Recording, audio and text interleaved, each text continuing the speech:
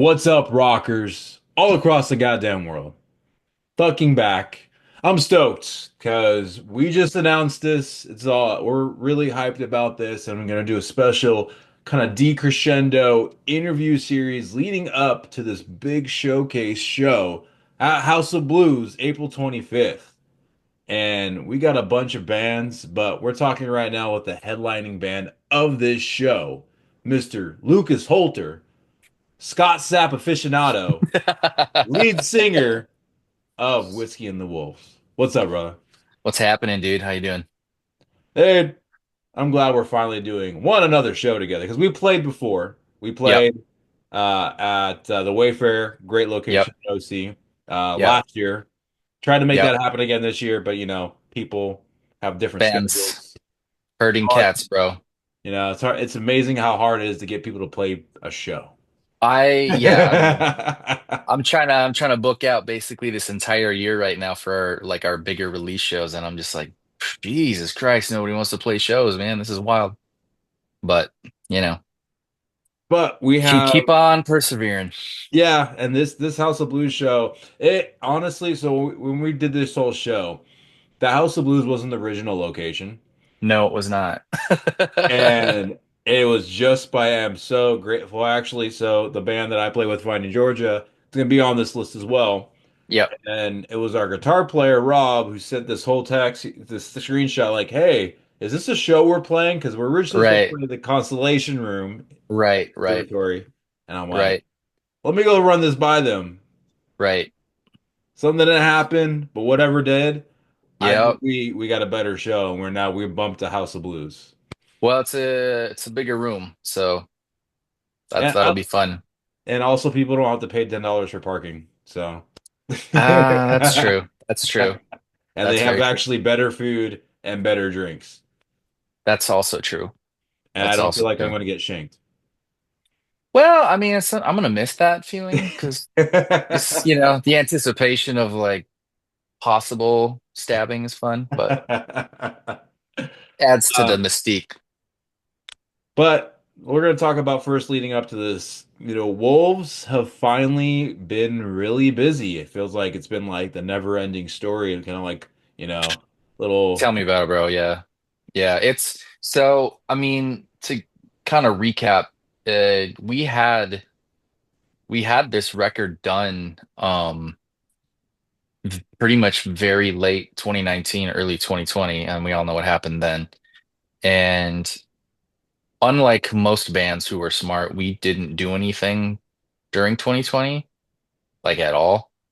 And then we started back up 2021. And when we started back up, everybody had kind of evolved a little bit. And so we rewrote the whole thing. So that the record that's gonna be coming out, while these singles, I mean, these songs have been rewritten probably like 3 to 5 times each, just whether it's arrangements or lyrics or melodies or whatever. And I think just when we kind of hit, kind of beginning of 2022, we realized, oh man, like this is going to be like a whole new, this is a different record than it was, 2 years ago when we finished it. And so I think we wanted to just take a few extra months to get it right and be like happy with it because, you have your entire, well, you have your first record and then you have the rest of your life to write your second record because nobody's, sophomore record is as a kind of make or break you as a band, I feel like. So I think Well, and everybody really, also knowing you personally, I know everyone in the band, and you guys finally releasing a brand new mhm. single just last year, which we'll talk about that. Yep. It seems also you guys are now on this. Before you guys were trying to make this perfect mold, this sophomore record had to be so fucking perfect for everything. Yeah. Yeah. And now you're at this point where like, let's just make this fun. Let's make the music Yeah. we make. Yep. Yeah. I mean, we delved into a lot of like, how do we want to release it? And like I built this whole story behind the title of the record, and we were gonna release, different EPs, and it was gonna be like a single from each EP, and then the EPs, and then the record. And I'm like, let's just put out, 3, 4 songs and then drop this bitch because, it's like I don't want to make the mistake we did first time around where we're just like, here's our record. Ugh. and just Yeah. kind of just put it out there. I think we put out like one song and then like put our whole entire record out. And obviously, when you do it that way, like you're not going to get a lot of people that care. So, um, this next one, I think it'll end up being 10 or 11 tracks. But I just, we have the one out already, Vessels, and then we're probably going to try do release a single every other month until fall, and the record will come out sometime in fall. Nice. Hell yeah. So, and it's just, I feel like it's gonna have the right attitude, and also like it doesn't have to be perfect because I think, perfect is the enemy of good, and I think we kind of learned that lesson on this record, unfortunately. That's why it took so long. But I think, it's a good lesson to learn going forward for sure. But I'm super stoked on it. I mean, it's the record itself is gonna be culmination of a lot of rewrites, but also it has some of the like prettiest stuff we've ever done, and also like some of the heaviest music we've ever done. So I'll be stoked on that to finally get that out there. God, if there's a breakdown in a Wolf song, I will fucking start that pig going. I will go stone cold in there. Uh, not not quite breakdown level yet, but that's the third record I'm hoping for a breakdown. That would be sick. Well, let's go back to that first final release back in September of Yep, Vessels. yep, And like, so what was the decision behind finally releasing that? It was I mean, everyone we knew reposted that song and we're just like, holy shit, yeah, fuck yes, you guys finally did yeah. something and it's Finally. Yeah, finally. Yeah, I mean, so another reason why the record has taken as long as it is as long as it has is we went so we're on our second studio. So we actually started recording um like Jesus, how long ago was it? Last year. I mean, we were like 3, 4 songs into it and we're like, yo, this just sucks. Like this isn't up to par. Like it was kind of a Mickey Mouse studio. We were just trying to like, be, frugal, and I was just like, we got like our first like 2 masters back and we're like, dude, this just fucking sucks. This is just ass. Doesn't sound like us. It sounds shitty. And so I, you know, was like, hey, I got a buddy. He's in some he does a lot of super heavy music, but he's a musical wizard. And I have another buddy who owns the studio that this buddy works at. So let's just pay for one song, see how it sounds. If it sucks, whatever, we don't have to put it out. But I'd rather put like good money towards a good product and see how it sounds. So that was Vessels. That was basically Vessels was I was like, what's gonna be the kind of the weirdest song for us to do that's like, hey, what's your song? Well, it's, Queen meets Soundgarden, figure it out. You know what I mean? And so it's a great analogy for it. so we were like, let's see how it develops in the studio. So we just basically paid for one single and we just did that top to bottom. And that was at the beginning of last year just to kind of test out the studio. And so we got that back. Um, and everyone was like, yeah, fuck yeah, this is rad. And then so we went in August and just kind of banged out the bulk of the record in August and September. And now everything's done now, other than some vocals and some auxiliary stuff, and then it's just mixing and mastering. But Well, but also before this April 25th show, you mhm. just played at the Wayfarer for a special kind of anti-Valentine's Day show and Right. dropping a whole new single on that. So Yep. what's the name and title and everything for that bad boy? For the Wayfarer or Yeah. for the Parish? So Wayfarer, I don't even know. Well, it'll be out by then, right? Yeah. Yeah. Okay. So that one is actually going to be called Caesar, and that'll be one of the two heavier songs on the record. Hell yeah. Break some Um, hearts and break some necks of the freaking yeah. So anti-Valentine's it's Day show. yeah. So Vessels was kind of our maiden voyage in the studio, and also that Adam, our lead guitarist, that was like his kind of his baby. That was like his. the one song he kind of brought in completely like ready to go, like other than, lyrics and stuff. But and we just wanted to try it out, see how it went, and then got in the studio and Caesar has come out like I think will sonically be even better now because we're dialed in with the producer and everything and kind of figured out our sound for the record a little bit more. Um, but yeah, it's fucking bangs, dude. I don't think I've ever been as like excited for a single to come out like in my entire musical career in any band I've ever been in. Like I think this is probably like one of the one of the better ones. It's awesome just because I've been wanting to do like heavier shit for a long time. So it's just nice to get something that, just kind of fucks hard. So All right, so now the music video behind Caesar is you're going to do a gladiator reenactment and you're going to make the social media platforms and you're going to be freaking Russell Crowe and you're going to be like, "Are you not entertained?" that's actually a great idea. That's a great idea. Hell yeah. Hell yeah. Yeah. If Oh. anybody wants to make that music video, slide into my DMs because I'm down. I'm gonna have to have you play the main character though, because I don't got the abs for that. No, it's okay. Russell Crowe didn't either. You just got it's fine. I'll get the like the breastplate thing with the fake abs on it and shit. Dude, we can all it's all CGI shit anyway. It's all fake. We just fake There you lift go. everything. Let's do it. There you go. There you go. But we're now going up to Paris, dude. Hmm. What's this name of this whole new single that you're gonna drop? What's the name of that? We don't have to talk about completely about it, but do you guys have a name set for it? And is it ready, mixed and mastered to be dropped on the day of the show? Yeah. Yep. Ready to go. Well, it's mixed. There is there's one thing we're trying to get booked to add to it before we master it. There's like one little section that we're trying to do, a little surprise section. Um, but other than that, like yeah, it's been ready for a while. So um, but it'll be ready to rock that day. Are So you guys gonna be playing it live too, along with Vessels and Caesar? yes.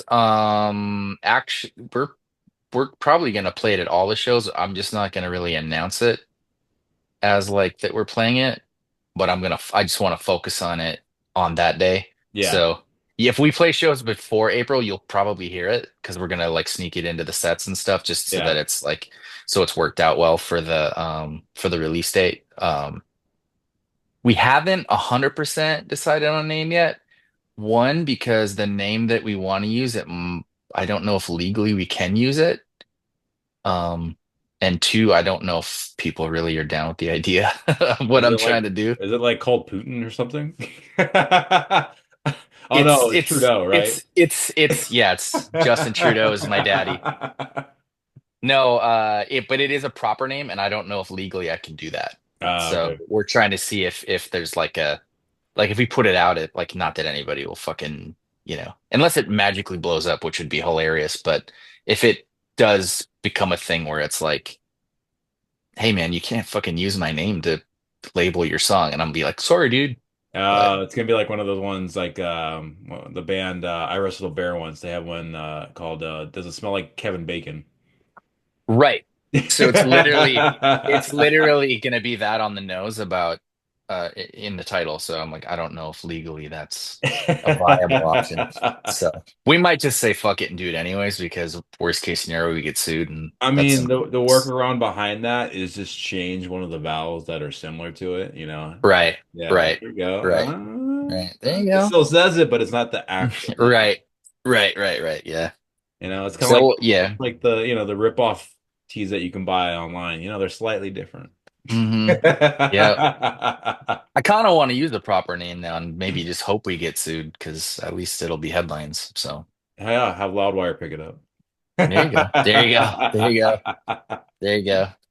Well, this would be good to talk about too because everyone we're in this obviously this age of digital streaming and everything's Right. instant gratification. Yeah. But like, what's this process of recording? Because now I've been part of a recording process now with one of the other projects that I play with, Mickey Mick, and having fun Right. and some stuff on there. What Right. would you say is the most frustrating part on the recording? putting out and, actually going and Um, getting stuff down? as far as recording, I don't really find recording that frustrating, honestly. I think recording is probably my second favorite part about being in a band at the end of the day. I love like writing the songs. I think performing is my favorite thing, obviously. But studio is my second favorite thing. There's literally the only like the most frustrating thing about the studio is I think if you go in kind of unprepared, but that's not really, you Yeah. know, You already it's have your not like mindset ready what you're gonna do going. right. Yeah. Yeah. So, for me, I don't necessarily get frustrated about. I get what I hate most about being in a band is like like not necessarily this. This is awesome. But I don't know, like I'm so shitty at marketing, and you know this, like we're terrible at marketing. We're terrible at promotion. So it's like that's what's frustrating for me is like I feel like as artists, it's a lot of people will say the same thing, kind of regurgitated, over and over again. It's like, oh, well, you gotta be your own songwriter, you gotta be your own producer, you gotta be your own engineer, you gotta be your own social media manager, and blah blah blah blah blah. And you gotta make all these fucking videos. And to me, I don't know. That stuff sucks to me because if I wasn't in a band, I probably wouldn't be on social media at all. Like the awesome thing about social media for me is like hot chicks and fucking Lord of the Rings memes, Like that's and like dogs, like those three things. Like if I can see like fitness models, Lord of the Rings memes and dogs, and like outside of that, like I just because all it does is it like pulls me into shitty headspaces where you start caring about like politics or war or fucking this or that. And I'm like, ugh, I just want to sing songs, you know what I mean? And so I just if I could like if ever there was like an investor or a record label or anybody that was like, here's money, I'd be like, hire a social media manager, here's the logins for the band account. Tell me what to do. Because I don't want to try to come up with that kind of stuff. And that's probably like the worst possible thing you could say as an artist. And then like any record label out there watching this is like, well, that guy is a piece of shit. We don't want to work with him. But And like I've know I'll I've talked about you with this stuff before, and like yeah. I've made content for you guys when you've done some Yep. shows and made like recap videos just from like an iPhone and put your Mhm. image in the back and stuff like that. And I think you need to look at it in a way is, you know, do it in small parts. Yeah. Don't look at it as a big picture like you have to post something. Do it if you hate social media, okay, find a way to make it a creative outlet that you like posting about. Right. So Right. even if it's you, singing your Scott Sapp voiceover covers every day and you love doing that, hell yeah, brother. Yeah. Hell yeah. But at Hold least my then it's hand. like it's Yeah. it's funneling, it's something you enjoy, and then allows people to click on to you like, well, this guy Yeah. is singing Yeah. My Sacrifice super better than Scott Yeah. Stapp. Creed should have him right now. But then like, oh, he's in his own band. I'm gonna check out his other band. Right. Right. Right. Yeah. You gotta, it's just, you gotta, ugh. It I've feels like you gotta adopted the like, model from Joe Rogan of the post and ghost. right. You Well, post. that's a good, that's, yeah. No, you gotta drop the Joe Rogan on me. Now we're, okay. Hell yeah. Okay. Now it's got Literally, serious. I post Yeah. something I like that I did, leave it there, ghost it. All right. Right. Whatever Right. And, happens, and happens. I think that's probably my biggest issue is I think most artists probably do this, but you take yourself so seriously that you're like, I don't want to look like an idiot on the internet. And you're just, so you just, instead of action, you do nothing out of fear of looking stupid. And that's for sure my biggest, I'm like, oh, I'm going to look fat, or oh, I'm going to look stupid, or oh, I'm going to sing the song bad, or oh, so I just do nothing. So you're just kind of frozen by insecurity. So, and that's definitely my number one issue. So you're right. I should just not care what people think because that's a way better model to live by. So I'll try adopt that here in 25. Um, So well, kind of circling back around the recording side, we yeah, kind of talked about like if there was a bad side that you didn't like about it, and kind of like, yeah. going into that. But what would you say then is? The best thing that you love about recording? Um, Do the people you work with and producer wise, they push you a little bit harder to try something different? yes. So I think that to me, recording has always been it's uh it's finding the realization of what the song could be because I don't, I think that a big hurdle in my kind of like quote unquote professional music career has always been like, oh, you don't want to overproduce because you want to sound the same live. And I think this time around, I didn't really think about that. Um, because if you look back at like any great rock band, like, any of them, like Queen, fucking Zeppelin, whatever, like I feel like we got away from that version of rock and roll where there can be two versions of a band. You know what I mean? And then I think just do the best you can live and do the best you can in the studio. And sometimes that's going to be different. It's going to sound a little bit different. And I think that that's okay. You know what I mean? I think that what you want to focus on is like in the studio being like, what's the best it can be, but not lose sight of the important parts of the song, but add in the fucking sauce. You know what I mean? And to me, what I like about the studio the most is the ability to add in the sauce. And when you're a band like us, like we don't use tracks, we don't use clicks, we don't have a lot of auxiliary anything. Like we don't even have a fucking bass player still. So everything is like when you're You have a recording. laser. You have a laser. We have a laser, right? But it's like he's either playing guitar, or he's playing piano, or he's playing a synth. A lot of times the synth is the bass when we're live. But then you go in the studio and it's like, oh, we can have a bass player now. So the song's going to be a lot different. And so I think it's good because you learn like how impactful a song could be with different instrumentation. And it's also good because you kind of realize, hey man, we're not necessarily this or this. We're both just at different times. And it's nice to play live and kind of have that ectoplasm on stage that's like, oh, these guys sound kind of different. It's like, well, we don't have a bass player and we play it a little differently and it's a little, a little bit more raw. But I think especially just recording these songs, I learned a lot more about like one, focusing on the songs being just as good as they can be recorded, and two, being okay if they don't sound exactly the same live, which I think can kind of get into a lot of bands' ways, like where they're like, oh, well, we got to run tracks all the time or whatever. Like running tracks is awesome if you want to do that, but we're so fucking sporadic live that it would never work for us. Because I mean, I've gotten to a point now going live that I really hate tracks. Like when I went to it's Dayseeker and Rain City Drive, and it's got to a point now where these tracks you can't tell the difference between when I can't tell the difference between guitar tones and tracks. right. That's what Well, bothers me. yeah, that's what I mean is like I don't want to get to a point where I'm relying on like, oh, we have to have tracks with like backup vocals, the synth, a second guitar player, part of my lead because I can't actually sing the shit that I recorded. Like, or I'm not going that far with it in the studio to where it's like a complete departure from the actual song. Yeah, But I'm with you is like I'm like, dude, like, are you even playing this? Like, like because I mean, you it's too perfect to be real, and that's right, where it right. takes away. I'm like when I know this is a real rock show. And I think that's why I still appreciate what Linkin Park has been doing. Like all their Hmm. shit, they create all their sounds live.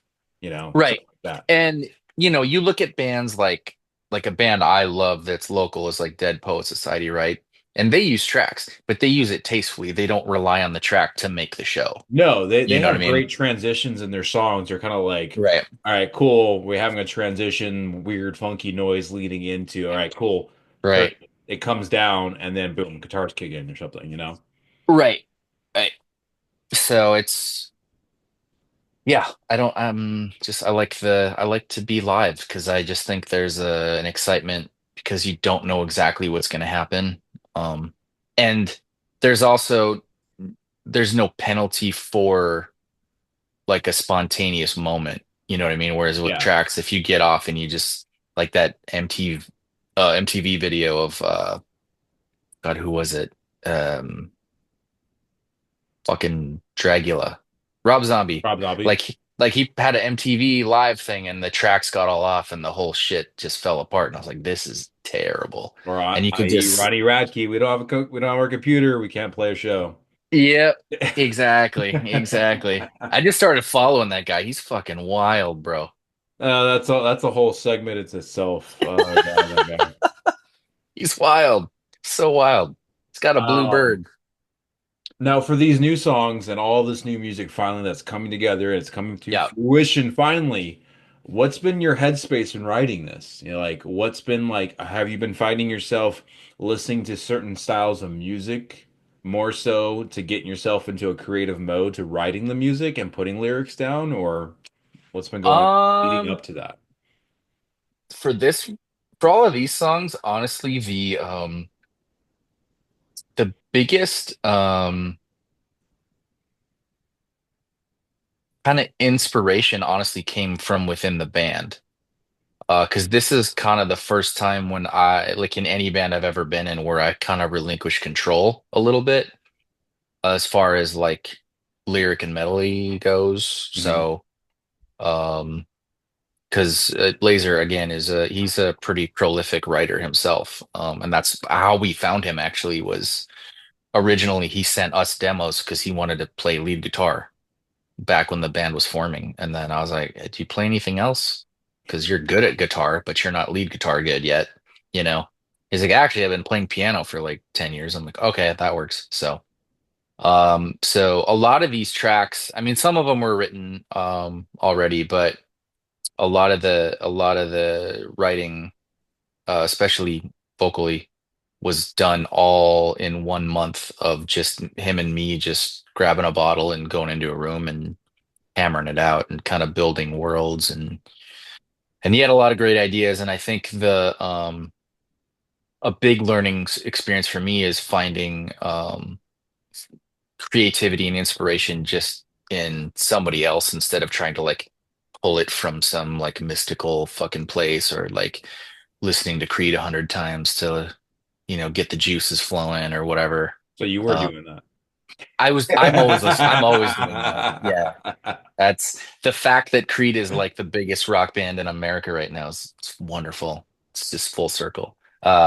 No, it was nice to just kind of sit with it, like sit with the song, talk to somebody new, have a different perspective, and it gave me kind of a fresh look at all the songs instead of like hammering away at like the three, four different ideas that I would try, and then to have a completely different idea come in from left field and be like, actually, that fucks really hard. Let's go with that plan instead, and kind of getting out of your own head and kind of killing your ego a little bit and just being like, what's gonna make the song the best? Is it my idea? Is it your idea? Is it a combination of both? At the end of the day, it doesn't matter. Let's find out instead of kind of forcing it for the sake of your idea. You're building the song the best it can be instead of trying to be the master of it, even at the expense of quality. So that was kind of the headspace in the creative process for a lot of these tracks. Um, was just kind of getting out of our own way, whether it was arrangements or, we found ourselves this time around, like the first record that we put out was all self-aggrandizing and just kind of like we did it exactly how we wanted, sounded like shit, but we didn't care because No, it it was didn't sound like shit at all. well, Not at all. it's live. It's a live record. It's 100% live. Like the vocals are 80% live. All the music is like 98% live. Like very little additives on that. It's just what And it take was sounds that? great on Cool. vinyl, dude. It does sound killer on vinyl. Yeah. Yeah, but it's not like a hyper produced, fancy record comparatively. So I think kind of getting out of our own way and being like, what's going to make all of these songs better? What's going to make the record better? What's going to make it sound better? What's going to maybe hit home with people a little bit more? Not the sense of writing pop, because nothing on this record is going to be pop sensible at all. It's still us doing fucking singing about cowboys and wizards and shit because we're fucking nerds, but it's um it's more of a more of a like a unified record than the first one was because a lot of that was written before a lot of the people joined. And so it's more of a amalgamation of all five of us instead of just two dudes writing songs about dragons and then having a bunch of other people show up later, you know. So not actually there's nothing about dragons. It's all Viking shit and Vikings, daddy issues. dragons, Yeah, whatever. maybe some Mary Jane, you don't know. Anyways. You never know. Never know. Well, it sounds like this whole new album and these new singles have just been like, finally, you know what? Yeah. Yeah. It's been a fuck it. Let's Yeah. fucking rock, guys, and make something that we're Yeah. really excited about. An accumulation Mhm. of just like the friendship and everything you've gone through the last few years, Mhm. playing shows and learning stuff through this fucking Yep. the music industry in Southern California and just Yeah. getting out what you love. Yeah. I mean, that's at the end of the day, that's all it is. It's really just it's a few years in the making and it's I think, we catch a lot of shit for this because it's been like we've been talking about this record since like our, 2020, 2021 or whatever, but like it really was like a labor to get through it. Like it was like the first record was so easy and this one was just like grindy, grindy, grindy. Just, but I think we're better for it. And I think we learned a lot. I think it was a great learning experience. And I think you'll see a lot in the songs, because it runs the fucking gamut, dude. Like there's some of the, I mean, most, I don't know if I can say, I'm not going to use that word, but it's definitely the most like sparkly shit we've ever done. And it's also like the heaviest shit we've ever done. And it's, you have to basically hate music to not find at least one song on this record that you can be like, oh, it's okay, because there's gonna be something for everybody. It's all over the place, man. Like, you like the '80s, you're gonna like this record at some point. Do you like the '90s? You're gonna like this record at some point. You like early 2000s? You're gonna like this record at some point. Do you like, you know, the '60s, the '70s? Now, like it's so diverse in the songs that it's fucking, you like a song. I mean, there's a song on there that I wrote with me and Mikey. This is gonna be a sneaker hit. I think I'm gonna like this one, but it's just me and him, kind of like we did on the first record. And the song's literally about somebody that essentially kills his wife. It's dark as fuck. You know what I mean? And it's like, and then there's a song about, that I wrote for my girl that I've never done that before is write a song for a girl. So it's like, it's a lot of firsts and a lot of weirdness. But if you can keep up with these singles and keep track of us by the end of the year, I think there's going to be a record out there that'll a lot of people will enjoy, hopefully. You don't think, there will be a record that everyone like this to be something like you guys are a little bit more Yeah. smart about the release things, not just kind of Yeah. like a not a Yeah. pump and dump Tinder one night stand, but Pump and dump Tinder. That's wild. Hey, it's a great song title right there, Pump and Dump. Pump Anyways. and dump. Hell yeah. Hell yeah. No, it's like these new singles. I'm stoked to and hear them live because Yeah. you're a band that I've said from the beginning. Yes, record wise, you sound great, but Mhm. live is where you truly shine because Right. that's where Right. like you guys have this great way of like every time you see you guys, there's a song that sounds different, but you accentuate a certain note or Mhm. say a lyric a little bit different, and that makes it resonate. Yeah. Like you may have hear every time you sing a song, it's not going to be the exact same, but in the best way. Oh, thank you, man. I appreciate that. I think that's probably the best compliment. I mean, and that's kind of to get back to the recording, that was the struggle is because we didn't want to lose that element and be like, oh man, is this going to be too rigid? And it got to the point of like it doesn't matter. Like if the song's good, the song's good. And then when we play it live, as best we can, it's going to be great. So, if it changes 3% every time, good, then it's a new experience every time for the Yeah. listener. And it's, especially if you're in Southern California OC shows, like there's not a ton of venues and there's not a lot of bands to play with. So you got to be a little bit, little different vibe every time you play doesn't hurt. So Now, talking about the April 25th show. And Yep. so, everybody we have on this bill, we have an Idol's Ruin, good buddy of Yep. mine, Joe's, Yep. band I'm playing with, Finding Georgia, Yep. Graves in the Bad Weather, Whiskey in the Yep. Wolves. Yep. What do you think, and how do you feel about the other bands on the bill? Fucking assholes, all of them. No. Yeah, I mean, we've played with you guys before in Finding Georgia, absolutely killer band. Always great performance. Idol's Ruin, we haven't played with them yet, but Yeah, yeah. I know Joe, and I mean everything he's in is good. So, and everything I've heard that he's done, like all the bands he's in, I'm like, okay, dude, yeah, you guys are great, whatever, I get it. So, yeah, I mean, I'm not, and then Graves, I mean, those guys are like our BFFs in the band world. So, I mean, like you can't say enough. If I, of every band, I think, that I've played with since I've been in California, I've never seen a band that is both like professional, punctual, um, and also like an amazing hang, you know? So like I love those guys. I can't say enough about Graves and the Bad Weather. Like I remember the first time I got to play with them was at Slide Bar, RIP. Hey, So that's the place yeah, that's still up for sale. Someone should buy that. Just saying. yeah, Revive it. somebody opened Slide Bar again, dude. That That place used to be was fun. killer venue. Yeah. So I remember like we're like, hey, we're gonna play with this random band, and I started listening to them on Spotify, and I was like, oh fuck yeah, these guys are awesome.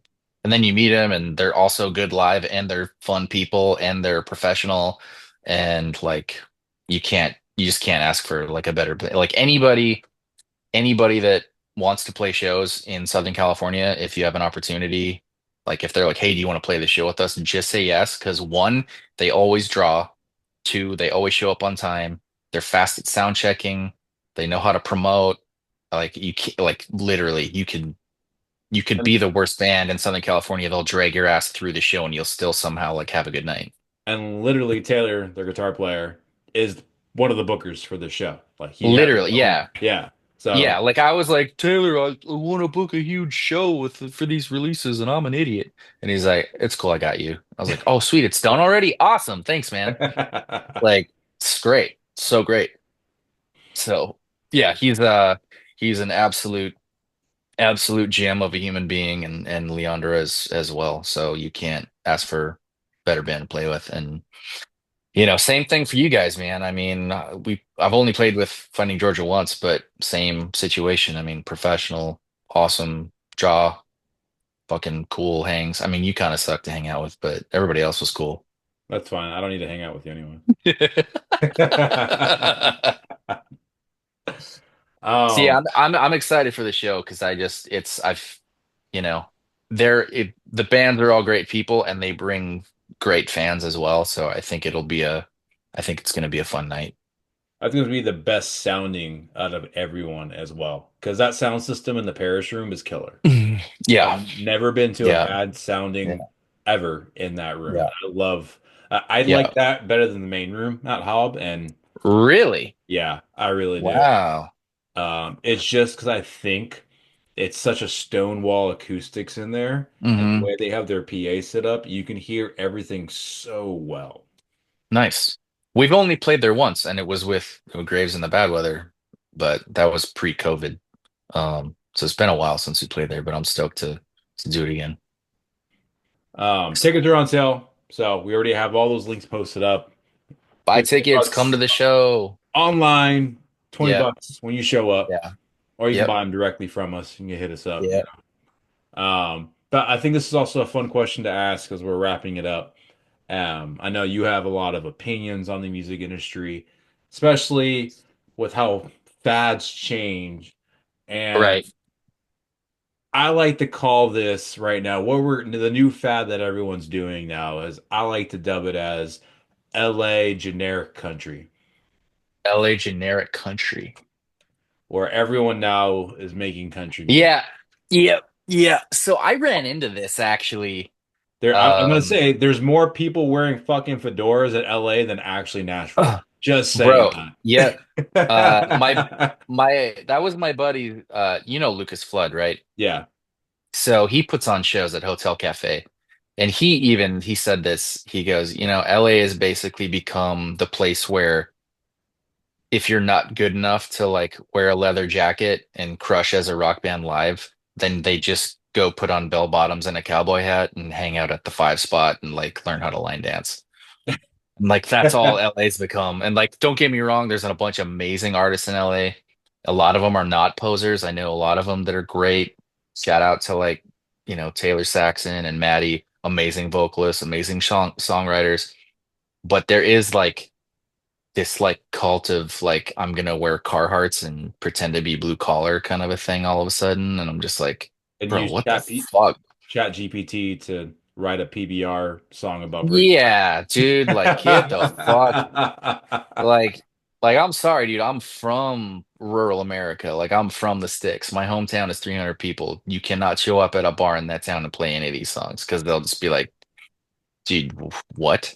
You don't know anything about this shit. Like, can you change your own oil? No. Can you change a tire? No. Okay, you don't know how to be a cowboy. Get out of here. I feel like the same crowd that we have right now that they cycled over from the MGK, emo pop Yeah.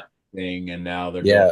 over to this because I'm just seeing like Dorothy's is making a country album, Beyonce made a country album. It's like Yeah. Well, I mean, it's Jelly Roll went from white rapper trash to look, country. bro, look, and I don't want to shit on anybody I'm because not. Lord, I'm just saying it's just like like it's just a lot. I still got a day job, so what the fuck am I to say that, what's right or wrong? But like if you look at historically country artists, all of the major country artists, especially the dudes, they all started out trying to be rock singers. Yeah, Like yeah, oh all of yeah. them, all of them. And it's just not to say that country isn't good, but the main like fucking I was in a band in LA and half of those dudes moved to Nashville and are touring with the country singer now.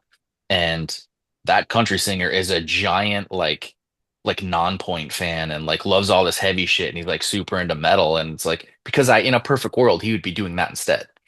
But either you don't have the voice for it, you don't have the image for it, you can't write that kind of stuff, you could never Yeah. find the band, whatever doesn't translate.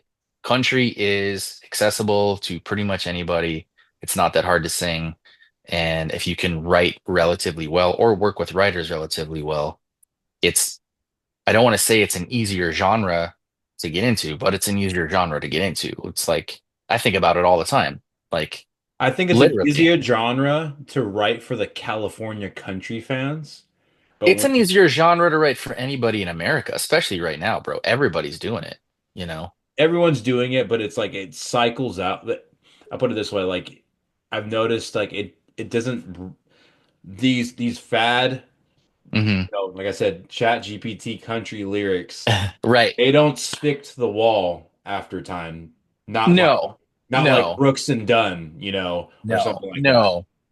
Like, because you got to know who the real country people are still. Like you can listen to all that stuff, but like I listen to some country, but it's mainly just Coulter Wall. And that is a real fucking like he literally lives on a ranch and like doesn't do interviews and like it's like I'm gonna put out a record and then tomorrow I'm gonna wake up at 5 and I'm gonna go wrangle some cows because I gotta go to work. And Yeah, I his laughed when shit. I asked when I was like, "Oh, hey, we're nice shit kickers," and they're like, "Oh, what are you talking about, dude?" I'm like, "Your boots, dude." Yeah, like they exactly. Oh, my boots, yeah, I got them kind of dirty. It's like no, they're called shit kickers for a reason, and you don't know why they're called shit kickers, and that's the problem here, buddy. Well, I know you post about it, and like, I'll tell you about it on the offline because I think you're a good fit for it. You mentioned you want to do something kind of like that in that Southern Hmm. rock style, and you got the voice for it, but I'll tell you about it on the offline. It's one of these ideas Ooh, I have. I'll tell you about it on the offline. offline conversation. Let's go.